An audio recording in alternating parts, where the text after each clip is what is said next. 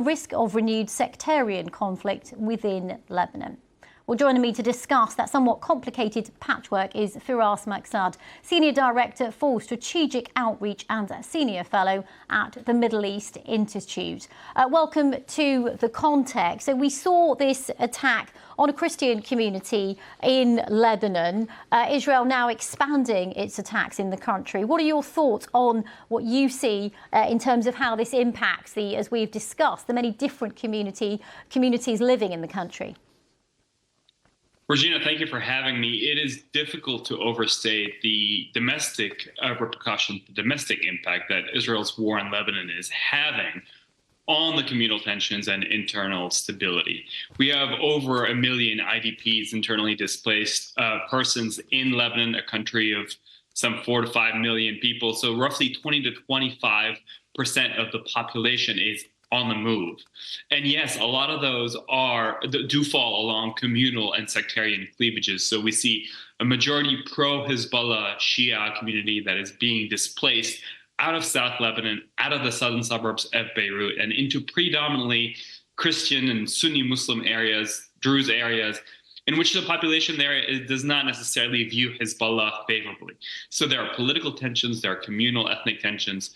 And when Israel strikes at a predominantly Christian area, the way that it did in the past 24 hours, it only further exacerbates those tensions. Now, mind you, Israel struck at an apartment that was rented out to some of these refugees. Allegedly, there was a Hezbollah commander that had taken refuge in that village.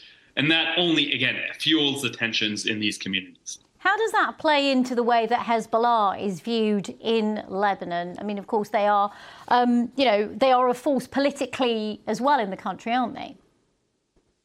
Of course, and, arguably the most powerful, most mobilized force and political party with some 12 members of parliament representing the group. However, that does not go to say that Hezbollah enjoys a majority support in Lebanon. It enjoys significant support within the Shia community. It is an Iranian project that's spanned over 45 years at this point, with a lot of funding, arming, community service, clinics, hospitals, and whatnot being offered at the largesse of Iran to that community. But outside that community, certainly most Sunnis and Christians and Druze and others do not support Hezbollah. And even a significant portion of the Shia community did not want to see Lebanon dragged into a war, having watched for a year the devastation in Gaza. And so, yes, there's a lot of quiet criticism in the Shia community, but certainly a much louder beyond that for Hezbollah having brought this war upon Lebanon. OK, let's bring our panel in to discuss this in a bit more detail. Andrew and Doug. Andrew, I'll start with you on this one. Political stability in Lebanon has been challenging in the last couple of years already, and the country's already going through a massive economic crisis. And now we see this, war going on and Israel expanding its military campaign in Lebanon.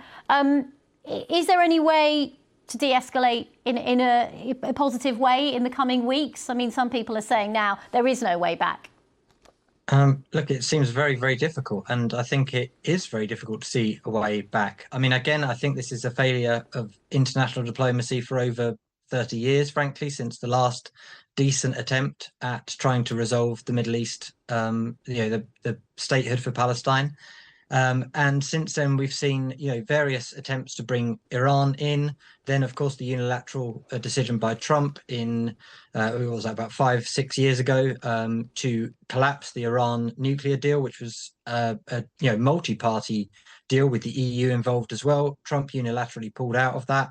Again, I think there's been some pretty poor judgment and a lack of leadership from the US, from people within the region, both on the Palestinian side, the Israeli side, and indeed the ongoing instability within the Lebanese government of those times as well, to try and bring parties together to try and seek a peaceful resolution. Look, the losers here are always going to be the civilian populations, whether that's of Israel, whether of Palestine, and whether of Lebanon. And actually, the failures here are not primarily the primary failures here are of leadership, political leadership, and we need to get back to that view.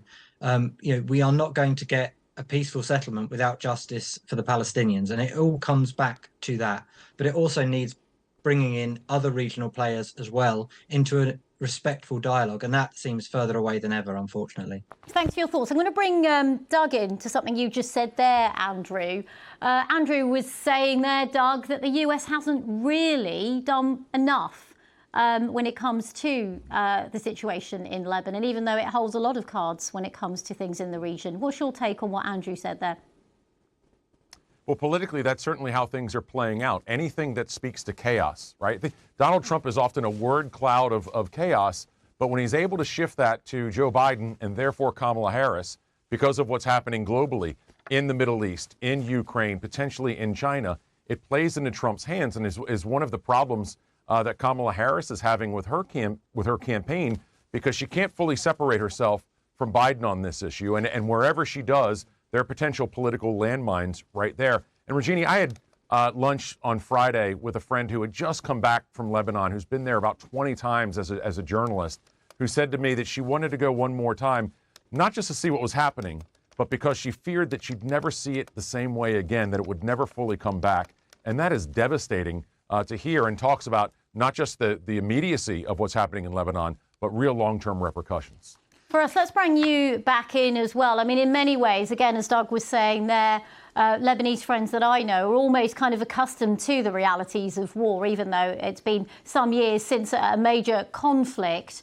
What is the mood on the ground in terms of trying to come to some sort of political resolution away from Hezbollah? I mean, is there any way forward, do you think? I mean, Andrew and Doug don't think there is, and it's just going to escalate. Well, there are a couple of avenues being explored. Lebanon has been since October 7th, since the Hamas attacks on Israel, is that Iran and Hezbollah has pretty much linked the country's fate to what's happening in Gaza, refusing to cease fire on northern Israel before Israel ceases fire in Gaza. That linkage continues to exist until today, and there are many Lebanese who don't want that and don't feel that the country needs to be taken hostage until Yahya Sinwar, the leader of Hamas, and Benjamin Netanyahu agree to a ceasefire that doesn't look likely anytime soon. Now, there are also internal machinations in Lebanon. Hezbollah has vetoed the election of a president now for almost some 2 years because they don't have the majority in the Lebanese parliament. And so there are efforts to get a president elected and to get a coalition independent of Hezbollah to try and reinstate state authorities in South Lebanon, where Hezbollah looms large and is dominant, and to again call for Hezbollah's weapons to be integrated into the state and have the state really in charge of making decisions of war and peace for the country, rather than this Iranian-supported and sponsored group. So we see that kind of activism is being reinvigorated, and there are efforts to try and elect a president. Much of that is going to depend on what comes out of Washington, Paris, and some of these Arab capitals of influence, because Lebanese politicians have historically always looked to these countries of influence to take their cues about where to go next. And Iran is the most powerful player at this point and has a history of strategic patience and follow-through and persistence. So Israel has landed some pretty powerful blows against Hezbollah, but Iran still has the ability to resuscitate the group and make sure that it continues to be a dominant force. That's a really interesting perspective there. Firas, Maksad, thank you very much for joining us from Washington. Doug, Andrew, we'll be back with you in a moment. Around the world and across the UK, this is BBC